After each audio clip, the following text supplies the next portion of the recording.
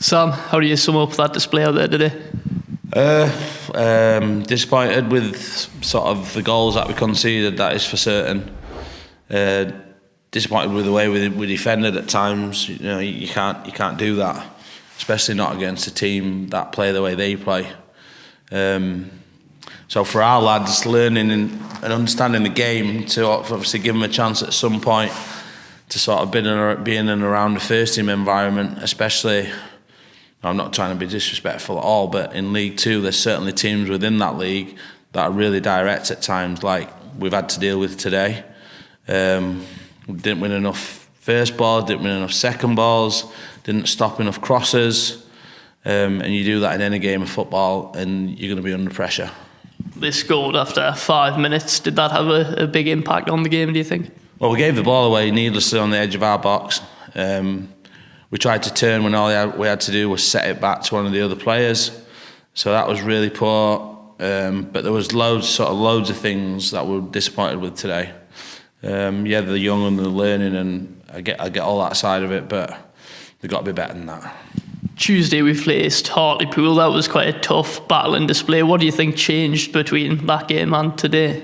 It's just moments in games, dealing with it and understanding your role within a team, and when these situations happen in a game, you got to deal with it. It's as simple as that. We dealt with sort of the situations that Hartlepool created on Tuesday, and we went and won headers and threw our body in the way of things if we needed to do that.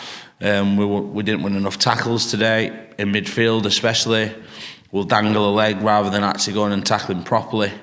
We'll dangle our leg there rather than going and trying to head it. You might get hurt at times, but that's football. You've got to do that.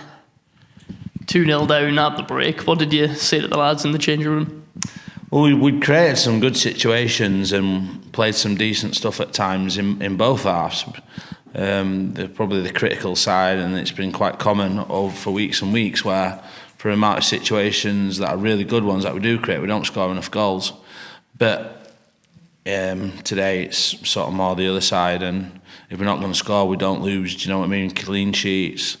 Sort of one of my old managers used to say about having a clean sheet mentality, he used to call it, and it was all them things: staying with runners, blocking crosses in wide areas. Whoever you're marking, don't make sure you don't put the ball in the box, and if he does get in the box, then you got to be really good at defending your 18-yard box, and we were really poor. Is there any positives you can take out of today's performance? I thought Ronnie was excellent. The only probably criticism you could have of him today is that he's probably got to score maybe 2 or 3 of the situations that he's in. So I was really pleased with him. He was probably the big positive out of everyone to take out the game, I felt. Few of the lads, I believe, are off to One Call Stadium to join up with the first team. How do you feel with that?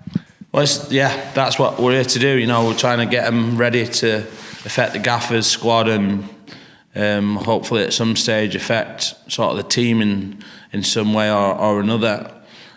So that's a win for us anyway. Like I said to you all along about that. But there's certainly things today that I'm not very happy about.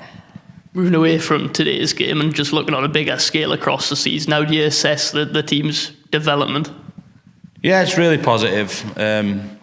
We had something in place before the season started where we wanted to play 55 games this year to try and replicate what the first team do. And within that, the lads have got to learn to be really professional and resilient and robust, because they're playing Saturday, Tuesdays most weeks. So the initial sort of thought process behind that and how things have developed as the season's gone on, there's been a hell of a lot of positives individually and collectively as a group. So, like I say, we're not dictated to by winning and losing.